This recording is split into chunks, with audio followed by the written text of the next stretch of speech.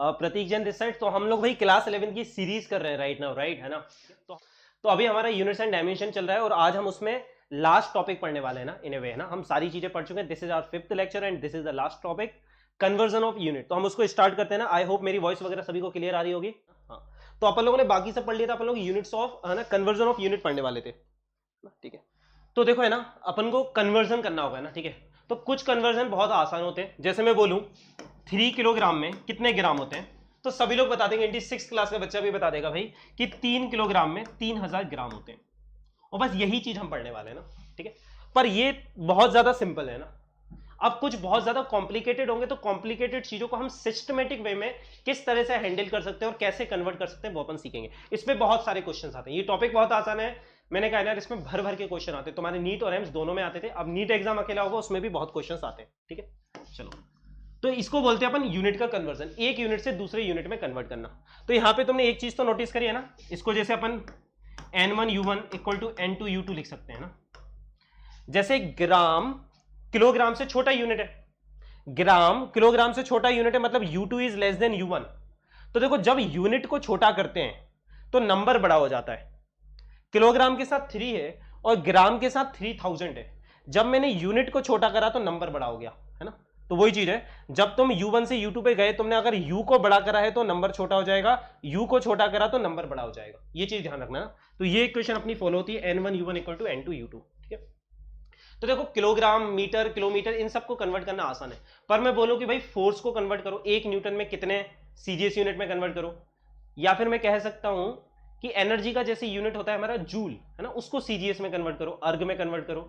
या फिर मैं अपना, अभी कई बार क्वेश्चंस में क्या होता है, ये आया हुआ है प्रीवियस ईयर में, अपने मन से एक नया सिस्टम बना लेते हैं और कहते हैं उसमें कन्वर्ट करो।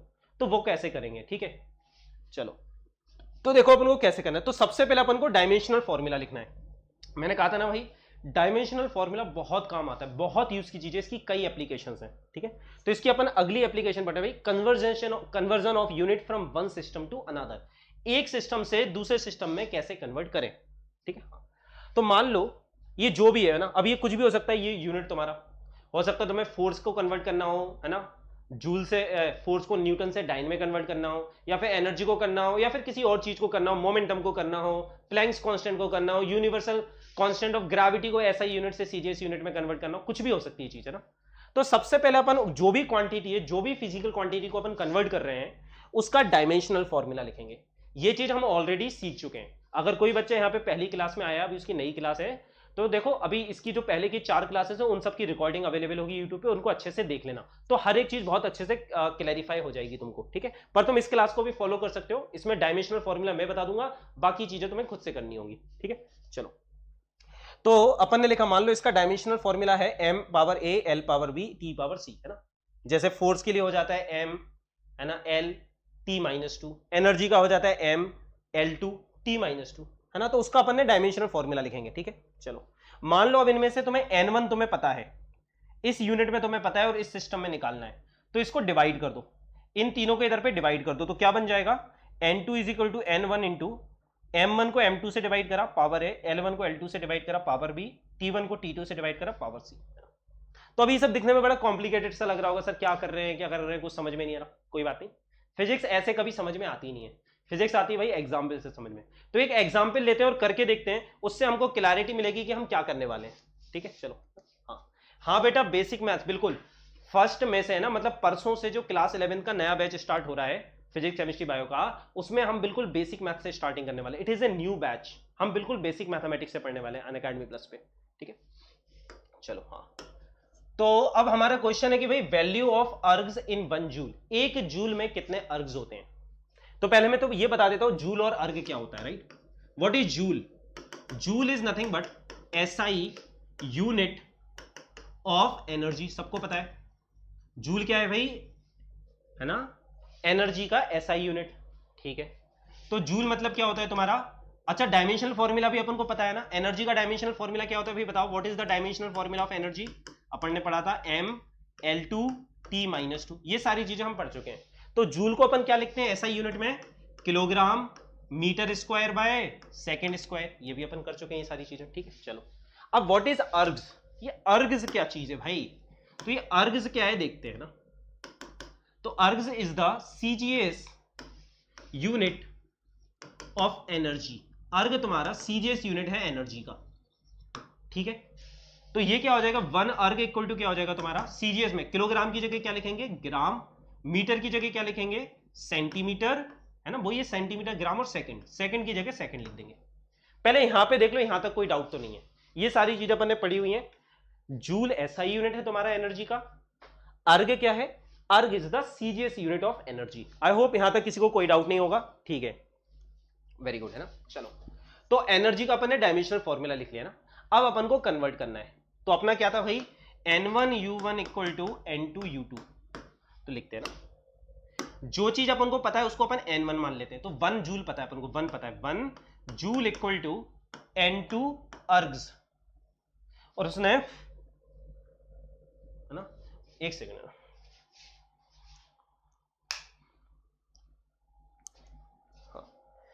तो उसने अपन से पूछा है कि कितने अर्ग्स होते हैं, how many ergs are there, है ना, how many values of ergs are there, right. हाँ, तो N2 हमको निकालना है, मतलब हमको क्वेश्चन में पूछा गया भाई N2 निकाल के बताओ N2 कितना होगा। बहुत से लोगों को ये डेटा याद भी होगा ना, इट्स नॉट इंपॉर्टेंट, है ना, याद होना में कुछ भी नहीं है, याद तो सब कर लेते हैं, निकालते कैसे वो आना चाहिए, क्योंकि याद है तो एक क्वेश्चन कर पाओगे, पर अगर निकालना आता है तो हर एक क्वेश्चन कर पाओगे। अभी अपन करेंगे प्रीवियस ईयर के क्वेश्चन भी करेंगे और देखेंगे ना, ठीक है। तो 1 जूल इक्वल टू हमने N2 अर्ग मान लिया, ठीक है। चलो, अब देखो यहां पे हमने क्या लिखा था, ऐसे लिखा था ना, वही सारी स्टेप्स हम फॉलो करने वाले हैं, देखो, है ना। चलो, जूल मतलब क्या है बताओ, what is the meaning of joule, joule is, है ना, तुम लिख सकते हो जूल को क्या लिख सकते हैं अपन ने, क्या लिखा था अभी अपन ने, है ना, देखो, M1 L1 T1 और देखो L2 T2 ना, हाँ, तो ऐसा ही वाले को अपन ने 1 1 लिख दिया है ना, ठीक है। तो L की पावर 2 T की पावर -2 N2 इंटू अर्ग मतलब क्या होगा, इसको मान लो M2 मान लेते हैं, L2 T2, और पावर क्या है इसका, डायमेंशन फॉर्मूला क्या है, पावर 2 और -2, ठीक है। अब इसको डिवाइड करो तो तुम्हारा आ गया M1 डिवाइडेड बाई M2, है ना, power 1, L1 divided by L2, इसको नीचे ले गए, power 2, T1 divided by T2 power -2 equal to N2 ही तो निकालना था। तुम्हें लग रहा होगा सर ये क्या लिख दिया, एबीसी क्या है, तो ये एबीसी समझे, ये एबीसी डायमेंशनल फॉर्मूला से आता है, जो अपन ने पिछली इतनी क्लासेस में सीखा है ना, स्टार्टिंग की आई थिंक सेकंड और थर्ड क्लास में हमने डायमेंशनल फॉर्मूला निकालना सीखा था, तो वहां से अपन ने ये एबीसी लिखे हैं ना, ठीक है, तो वही आ गया। अब इसको रखना है, 1 वाला क्या है अपना, ये एसआई यूनिट वाला लिखना है अपन, है ना, और ये सीजीएस वाला है, तो रखो भी इनकी वैल्यू। एसआई यूनिट में M1 कितना होता है तुम्हारा, what is M1 in SI unit, mass क्या होता है एसआई यूनिट में, किलोग्राम, तो किलोग्राम रख दिया, देखो बिल्कुल आराम आराम से देखो, है ना। सीजीएस यूनिट में क्या होता है भाई, ग्राम होता है मास का यूनिट, तो ग्राम रख दिया। चलो, लेंथ क्या होती है, मीटर, यहां पे एसआई यूनिट में, सीजीएस में क्या होती है भाई, सेंटीमीटर, पावर 2 चढ़ा दिया। एसआई में कितना होता है, सेकंड, सीजीएस में क्या होता है, सेकंड, पावर -2, ये तुम्हारा N2 है।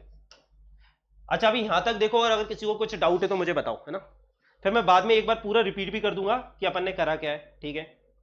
हाँ, ठीक है, चलो, तो आई होप किसी को कोई डाउट नहीं होगा यहाँ पे ना। चलो, अब इसको कन्वर्ट करते हैं अपन, है ना, ठीक है। तो देखो अब अपन को क्या करना है, अपन को सेम चीज में कन्वर्ट करना है। तुम क्या कर सकते हो, किलोग्राम को ग्राम में कन्वर्ट कर दो, या ग्राम को किलोग्राम में कर दो, ये तुम्हारी मर्जी है, कुछ भी करो, इट इज योर विश, है ना, पर तुम्हें इनको सेम चीजों में कन्वर्ट करना है, इनको तुम्हें सेम चीजों में कन्वर्ट करना है। तो चलो कन्वर्ट करते हैं ना, अपन कन्वर्ट करते हैं, ठीक है। हाँ, तो N2 इक्वल टू क्या आ जाएगा, है ना, किलोग्राम में तुम कितने ग्राम लिख सकते हो, किलोग्राम में तुम कितने ग्राम होते हैं बताओ, 1000 ग्राम होते हैं, लिखो भाई, किलोग्राम इक्वल टू कितना होता है बेटा, 1000 ग्राम, लिखो भाई, किलोग्राम में आ गए 1000 ग्राम, और नीचे 1 ग्राम ऑलरेडी है, लिख दिया।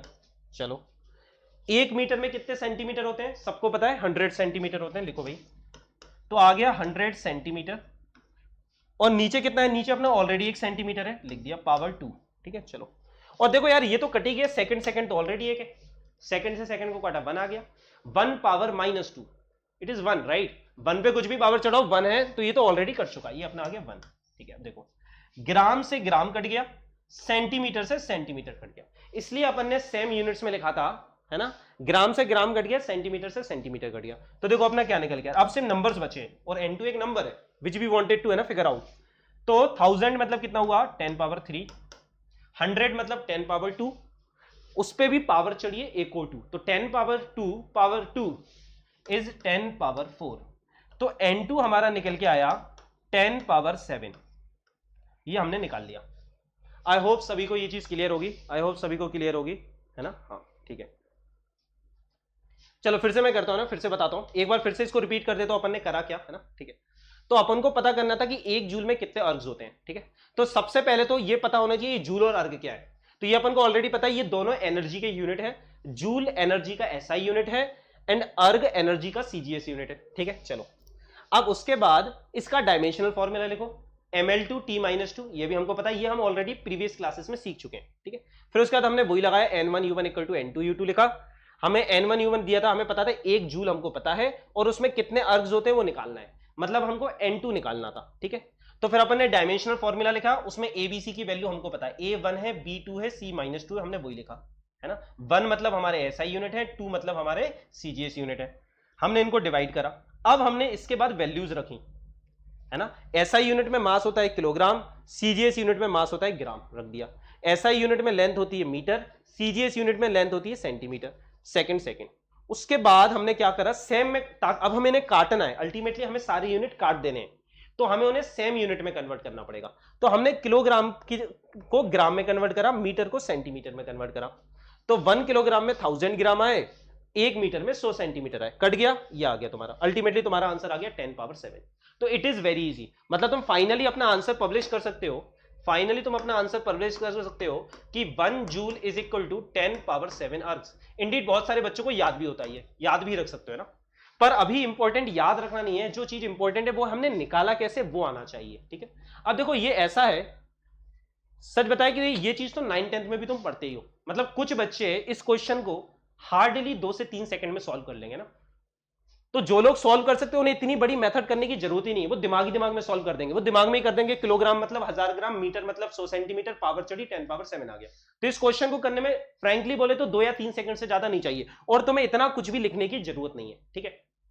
तो जो लोग कर सकते हैं ना, कुछ है ना, कई बच्चे ऐसे होंगे जिनको ये सीखने की जरूरत भी नहीं है ना, मतलब देखते ही वो, क्योंकि this is something which is very obvious, right, है ना? मतलब ये खुद से कर सकते हैं, बचपन में सीखते हैं हम कन्वर्जन ऑफ यूनिट। तो जिनको जरूरत नहीं है वो सारे क्वेश्चन के लिए उनको इतनी बड़ी मेथड फॉलो करने की जरूरत नहीं है, वो 2 सेकंड में सॉल्व कर ले। पर मैंने फिर ये भी देखा है कि कई बच्चे ऐसे होते हैं जिनको ये नहीं आता है और उनको सीखने में भी दिक्कत आती है। तो जिन बच्चों से तुरंत कन्वर्जन नहीं हो रहा है वो इस प्रॉपर मेथड को फॉलो करें ना, एटलीस्ट स्टार्टिंग में इस मेथड को फॉलो करें, जब वो धीरे धीरे कंफर्टेबल हो जाएंगे तो वो अपने आप उनका दिमाग इस चीज को फास्ट सॉल्व करने लगेगा। पर जिन लोगों से सॉल्व नहीं होता, स्पेशली मैंने उन बच्चों के लिए इतने आराम आराम से बताया है ताकि कोई डाउट ना रह जाए हमने करा क्या है, ठीक है? चलो इस पे एक क्वेश्चन और करते हैं और अपन आगे बढ़ते हैं ना, ठीक है? जिनको नहीं आता था बिल्कुल, है ना, इसीलिए मैं बिल्कुल, मेरा टारगेट होता है हर एक बच्चे को समझ में आना चाहिए क्लास में ना। अगर मेरे 100 बच्चे बैठे तो 100 के 100 बच्चे सेटिस्फाइड होना चाहिए, ईच एंड एवरीथिंग हर एक बच्चे को समझ में आना चाहिए ना। हम उसी हिसाब से फिजिक्स पढ़ते हैं ना, मेरा एक्सपर्टीज भी वही है कि नीट के हर एक बच्चे को फिजिक्स समझाना और न्यूमेरिकल सॉल्व करवाना, हर एक बच्चे से सॉल्व करवाना ना। नीट की फिजिक्स इतनी आसान है, अगर तुम प्रॉपर 2 साल पढ़ते हो ना, है ना, और तुम्हें कोई एक्स्ट्रा बुक पढ़ने की जरूरत नहीं, सिर्फ नोट सफिशिएंट है, you will get 160 plus, you will get 160 plus, there are very high chances. चलो आगे बढ़ते हैं ना, अगला क्वेश्चन करते हैं ना। चलो, value of dyne in 1 newton, बिल्कुल सेम है। न्यूटन क्या है भाई? न्यूटन अपना बिल्कुल सेम तरीके का क्वेश्चन है, करते हैं फटाफट, है ना, आ जाओ। जिनको आता है वो अपना ट्राई कर सकते हैं, मैं फटाफट यहां पे लिख रहा हूं ना। न्यूटन मतलब क्या है अपना? SI unit of force. तो 1 न्यूटन कितना होता है? 1 newton is nothing but 1 kilogram metre per second square, ठीक है? अगला क्या होता है भाई तुम्हारा? सीरीज है ना, dyne. What is your dyne? Dyne क्या होती है भाई? Dyne whatever, it is your CGS unit, it is your CGS unit of force. तो एक डाइन कितना हो जाएगा? 1 dyne is nothing but, kilogram की जगह ग्राम लिखेंगे, मीटर की जगह सेंटीमीटर लिखेंगे,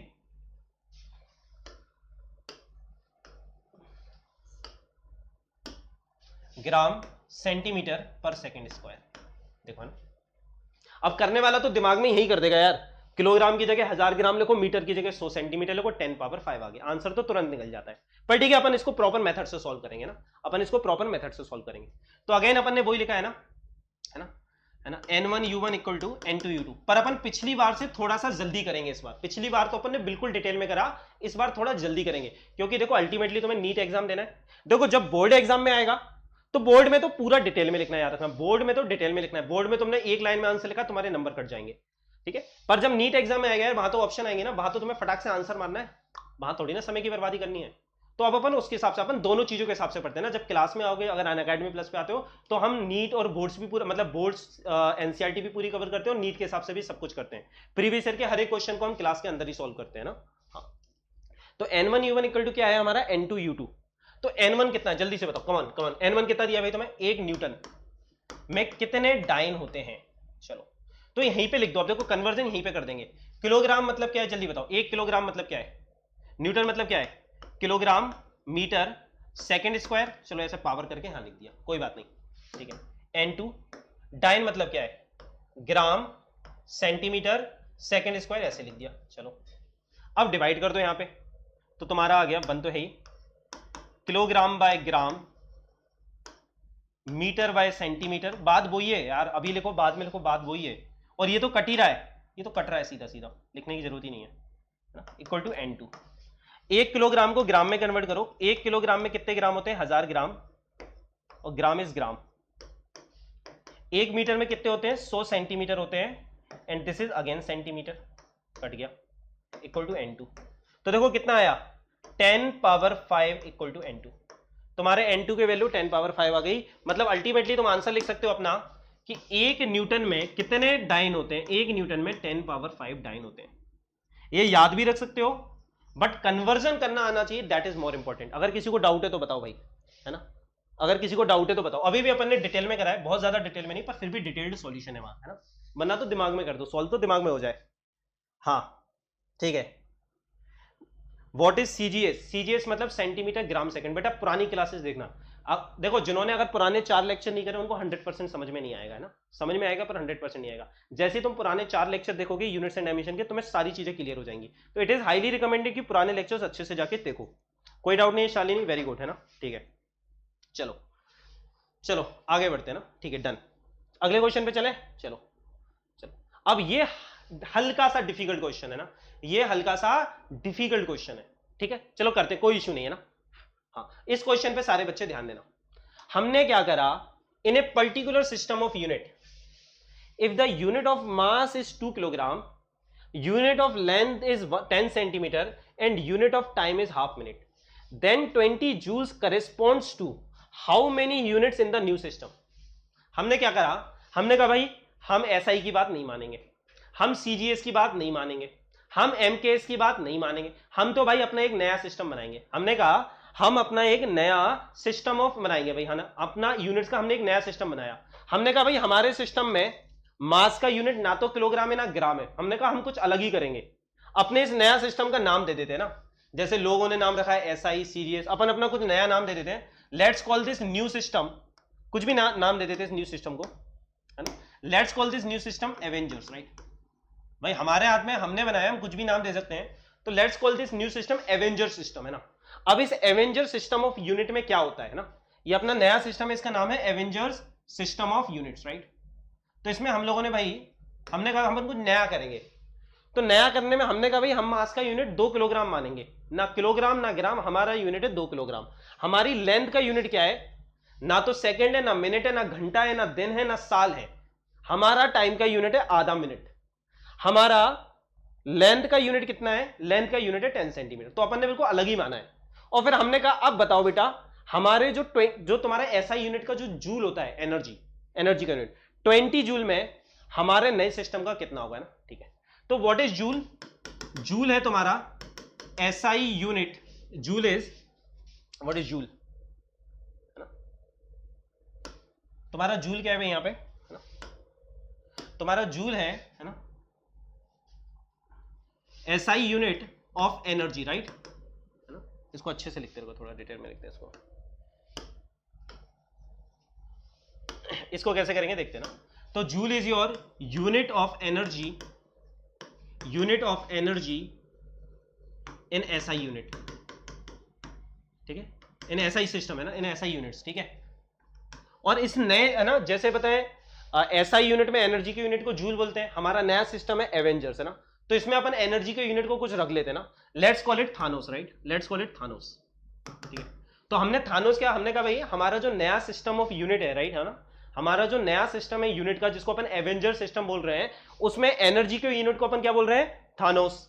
ठीक है, लेट्स कॉल इट थानोस। ठीक है, तो what is Thanos? Thanos is the unit of energy, Thanos is the unit of energy in Avengers system, है ना, जो अपन ने नया सिस्टम बनाया, एवेंजर्स सिस्टम ऑफ यूनिट्स।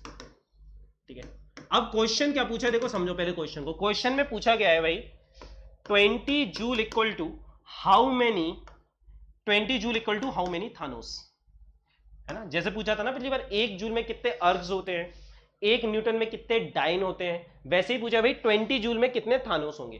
ठीक है, तो अपन को निकालना है, तो अगेन अपन वही लगाते हैं N1 U1 equal to N2 U2। ठीक है, चलो तो अब थोड़ा जल्दी करें। हाँ भाई, एनर्जी का क्या होता है डायमेंशनल फॉर्मूला?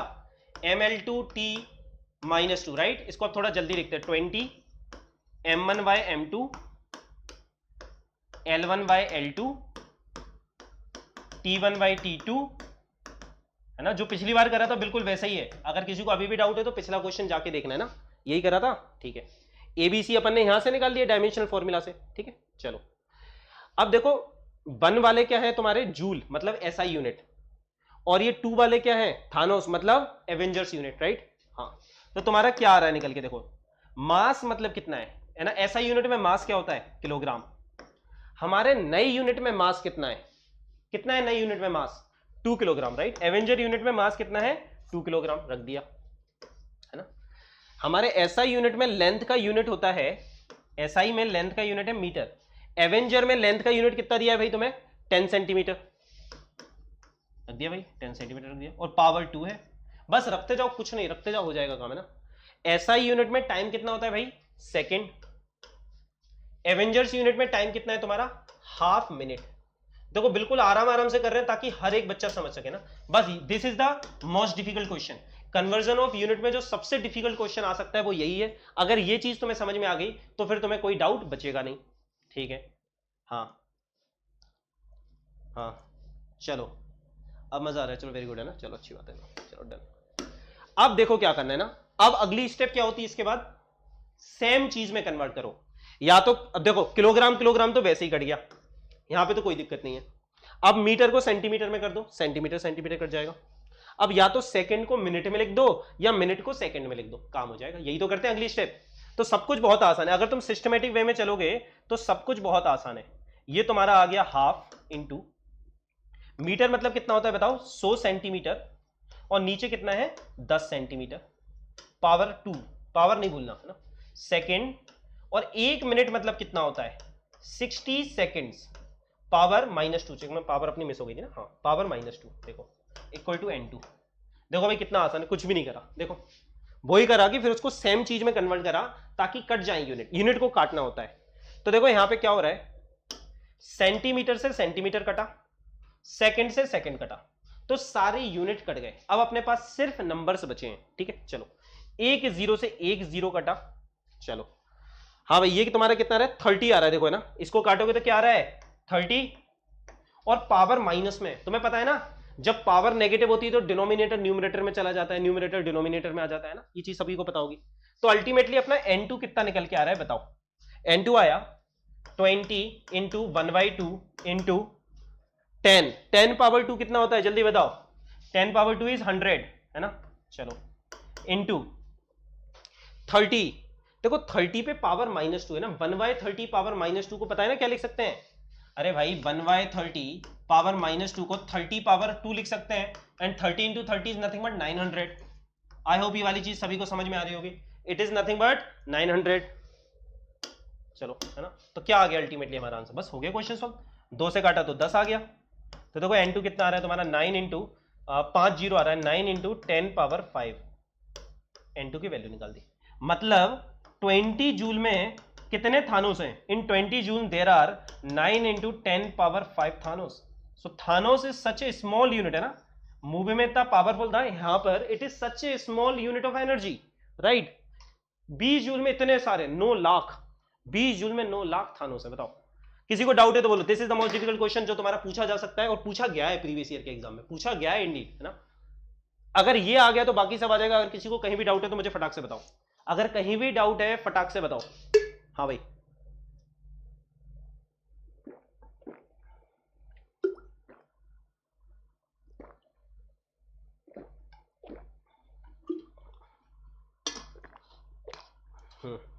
मजा आ गया, वेरी गुड है ना, ठीक है। अच्छा देखो, जिन लोगों को अभी ऐसा लग रहा है कि बहुत ज्यादा हो गया, देखो कुछ नहीं करना, इट इज वेरी इजी। मैंने कहा था ना, कुछ लोगों को बहुत जल्दी आ जाएगा, कुछ को थोड़ा समय लगेगा, इट्स ओके, हम सभी लोग अलग अलग होते हैं ना। तो कुछ नहीं करना, देखो ये वीडियो जब खत्म हो जाएगा ना, इसको बस एक बार और देखना। देखो मैं भी जब पढ़ता था, मुझे भी घर जाके रिवाइज करना होता है, हर एक इंसान को रिवाइज करना होता है। कुछ लोग 15 मिनट में रिवीजन कर लेते, कुछ लोगों को 2 घंटे लगते हैं, कोई दिक्कत नहीं है। अब नीट एग्जाम बहुत आसान है, सबको 160 प्लस ही लाना है, 160 प्लस लाना है, बस ये ध्यान रखो ना। तो घर पे जाके इसको एक बार अच्छे से रिवाइज कर लेना, वीडियो फिर से देख लेना, सारी चीजें क्लियर हो जाएंगी, गारंटेड, कुछ भी डाउट नहीं बचेगा। सो इजी, वेरी गुड है ना। चलो चलो 1994 का एक क्वेश्चन है, करो चलो, है ना। ये नीट 1994 में आया था ना, ठीक है, जल्दी करो इस क्वेश्चन को। In a particular system the unit of length, है ना। देखो जिस तरह का क्वेश्चन अपन ने करा बिल्कुल उसी तरह का क्वेश्चन है। अच्छा इसको होमवर्क में दे दूं, इसको होमवर्क में कर लोगे, जो अपन ने करा बिल्कुल वैसे ही है, इसका आंसर बता देता हूं ना। होमवर्क में ले लो इस क्वेश्चन को, घर पे जाके करना, ठीक है। क्योंकि फिर अभी अपन को एक छोटा सा टॉपिक और बचा है, वो भी बहुत इंपॉर्टेंट है। एक छोटा सा टॉपिक बचा है यूनिट्स एंड डायमेंशन का, आज हमारा यूनिट्स एंड डायमेंशन खत्म, ठीक है। चलो चलो, है ना, इसको घर पे करना, इसका आंसर भी दिया है ना, ठीक है। चलो हाँ, ये बहुत इंपॉर्टेंट है, this is the last topic of units and dimension, है ना, ठीक है। इसके बाद अगली क्लास में फिर अपन को एरर्स भी पढ़ना है ना, एरर्स पढ़ेंगे वगैरह, ये सब चीजें देखेंगे, है ना, स्क्रू गेज, वर्नियर कैलिपर, बहुत सारी चीजें पढ़ेंगे। चलो, तो eliminating the options in NEET, है ना। नीट एग्जाम में देखो, मैंने कहा था कि यूनिट्स एंड डायमेंशन से डायरेक्टली तो तुम्हारा एक आध क्वेश्चन आता है, पर इनडायरेक्टली 3-4 क्वेश्चन हो जाते हैं। मतलब ये बहुत पावरफुल चैप्टर है, सबसे आसान चैप्टर है और बहुत पावरफुल चैप्टर है ना। इनडायरेक्टली तुम 3-4 क्वेश्चन कर सकते हो इससे, कैसे, चलो देखते हैं ना। तो एक क्वेश्चन है, पढ़ो इस क्वेश्चन को। A car accelerates from rest with a constant rate alpha and then retards with a constant rate beta, alpha beta acceleration, है ना, ठीक है, and finally comes to rest if the total time taken is t, t's time, ठीक है। हमें इतना पता चला बस, है ना। हमको क्या क्या पता चला, अल्फा बीटा एक्सेलरेशन है तो इनके यूनिट क्या होंगे, मीटर पर सेकंड स्क्वायर, टीज टाइम इसका यूनिट होगा सेकंड, इतना पता चला। Then the maximum velocity allowed by the car is, देखो ना। तो देखा जाए तो क्वेश्चन देखने में कौन से चैप्टर का लग रहा है, kinematics, motion in one dimension. तुम कहोगे सर ये क्यों करवा रहे हो, सर ये तो हमने पढ़ाई नहीं है, सर इसको क्यों करवा रहे हो। अभी देखो ना, ऐसे बहुत सारे क्वेश्चन आते हैं, देखने में लगेगा इलेक्ट्रोस्टैटिक का, देखने में लगेगा न्यूटन लॉज ऑफ मोशन का, देखने में लगेगा रोटेशन का, असलियत में यूनिट्स एंड डायमेंशन का क्वेश्चन है। अगर तुम्हें काइनेमेटिक्स नहीं आती होगी कुछ लोगों को, अभी अपन ने पढ़ी तो है नहीं, अपन पढ़ेंगे, अभी तो नहीं आती ना भाई, अभी तो नहीं आती ना हमको, पर अपन बिना उसके भी इस क्वेश्चन को कर लेंगे। तो देखते कैसे, है ना, ठीक है। तो देखो अपने पास 4 ऑप्शन है, हमको ये पता है भाई कुछ भी हो जाए 4 में से एक ऑप्शन तो सही होगा। क्वेश्चन में पूछा क्या है, वेलोसिटी। मुझे ज्यादा कुछ नहीं पता, पर इतना पता है कि भाई वेलोसिटी का यूनिट मीटर पर सेकंड होगा। मुझे इतना पता है वेलोसिटी का यूनिट मीटर पर सेकंड होगा, ठीक। चलो चलो, तो अपन यूनिट निकालेंगे। अभी अपन क्या करेंगे, इन चारों के यूनिट निकालेंगे। अपन काइनेमेटिक्स नहीं लगाएंगे, अपन मोशन इन वन डायमेंशन नहीं लगाएंगे, अपन इक्वेशन ऑफ मोशन नहीं लगाएंगे, अपन यूनिट्स में खेलेंगे। अपन क्या करेंगे, यूनिट्स में खेलेंगे। हाँ चलो, तो मुझे बताओ अल्फा प्लस बीटा एक्सेलरेशन है ना। अरे ठीक है, नेगेटिव एक्सेलरेशन है बीटा, यूनिट तो मीटर पर सेकंड स्क्वायर है ना, हमें सिर्फ यूनिट्स की बात करनी है। अल्फा प्लस बीटा का यूनिट क्या होगा, अरे भाई 5 metre per second square minus 2 metre per second square, alpha plus beta, मान लो ये अल्फा ये बीटा, कितना आया 3 metre per second square. Number से मतलब नहीं है, यूनिट से मतलब है। यूनिट कितना आया, मीटर पर सेकंड स्क्वायर आया, तो एक्सेलरेशन के यूनिट है ना। यहां पे क्या है, एक्सेलरेशन इंटू एक्सेलरेशन, एक्सेलरेशन का स्क्वायर, और यहां पे क्या है, टाइम। क्या आया तुम्हारा यूनिट, बताओ, यूनिट निकालो तुम, बस यूनिट में खेलो। टाइम बाय एक्सेलरेशन, टाइम मतलब सेकंड, एक्सेलरेशन मतलब कितना है, एक्सेलरेशन मतलब कितना होता है, मीटर पर सेकंड स्क्वायर, कितना आया, सेकंड क्यूब बाय मीटर। मुझे ये बताओ, क्या वेलोसिटी का unit second cube by metre हो सकता है क्या, ये बताओ भाई। क्या वेलोसिटी का unit second cube by metre हो सकता है, नहीं भाई, वेलोसिटी का यूनिट तो मीटर पर सेकंड होता है। तो मुझको ये नहीं पता कौन सा आंसर सही है, पर मुझे ये पता है भाई ए तो डेफिनेटली गलत है, ए तो डेफिनेटली गलत है, क्योंकि ए का यूनिट सेकंड क्यूब पर मीटर, भाई वेलोसिटी पूछा है ना क्वेश्चन में यार, यूनिट तो मीटर पर सेकंड होगा ना, तो ये तो डेफिनेटली गलत है। चलो आगे बढ़ते हैं। एक्सेलरेशन इंटू एक्सेलरेशन, एक्सेलरेशन का square, acceleration plus acceleration, acceleration, अरे मैं यूनिट के हिसाब से लिख रहा हूं, है ना, यूनिट लिख रहा हूं बस, है ना। हाँ, टाइम कट गया, क्या आया, एक्सेलरेशन इंटू टाइम, क्या होता है, metre per second square into second, metre per second. अब ये मत करना कि मीटर पर सेकंड आ गया तो मार के आगे बढ़ गए, नहीं नहीं, यूनिट मीटर पर सेकंड है, इसका मतलब है ये सही हो सकता है, पक्का सही नहीं है, हो सकता है सही, इसे होल्ड पे रखेंगे, इसको होल्ड पे रखते हैं और आगे बढ़ते हैं, ये सही हो सकता है गलत हो, ठीक है ना। चलो इसको देखते हैं, acceleration square minus acceleration square, acceleration square, acceleration into acceleration, acceleration square into time, इसका यूनिट क्या आया, सेकंड। मुझे बताओ क्या स्पीड का यूनिट सेकंड हो सकता है, नहीं हो सकता, गलत। सिमिलरली यहां पर भी वही आएगा, acceleration square by acceleration second आ जाएगा अल्टीमेटली, डी भी गलत। हमने कुछ नहीं करा, हमने बस यूनिट्स निकाले चारों ऑप्शन के, है ना। अभी तुमको लग रहा होगा डिफिकल्ट है, असलियत में इसमें 1 या 1.5 सेकंड से ज्यादा नहीं लगेगा, देख के निकल जाएंगे कि एक्सेलरेशन दिख जाएगा, एक्सेलरेशन भाई टाइम बाय एक्सेलरेशन वेलोसिटी नहीं होता, एक्सेलरेशन इनटू टाइम वेलोसिटी होता है, यहां पे तो सिर्फ सेकंड बच रहा है, ये तो वेलोसिटी नहीं है।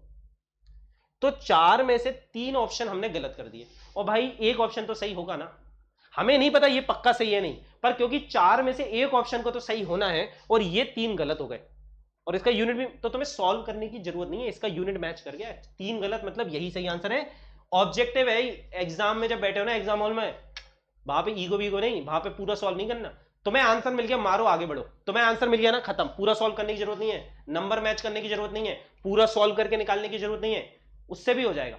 जब अपन मोशन इन वन डायमेंशन पे जाएंगे तो इस क्वेश्चन को फिर से सॉल्व करेंगे, एक्चुअल फिजिक्स लगा के सॉल्व करेंगे, पर मैं दिखा रहा हूं कि अपन ऑब्जेक्टिव एग्जाम देने जा रहे हैं, तो वहां पे किस तरह से समय बचाना है ये भी बहुत इंपॉर्टेंट है यार। फिजिक्स के 45 क्वेश्चन 60 मिनट्स में करने हैं हमको। बात समझ में आ रही है, बात समझ में आ रही है, वेरी गुड, वेरी गुड, है ना, ठीक है, वेरी गुड, चलो गुड, है ना। तो अपना भाई देखो यहाँ पे यूनिट्स एंड डायमेंशन खत्म हो गया, मेरा टाइम भी खत्म हो गया।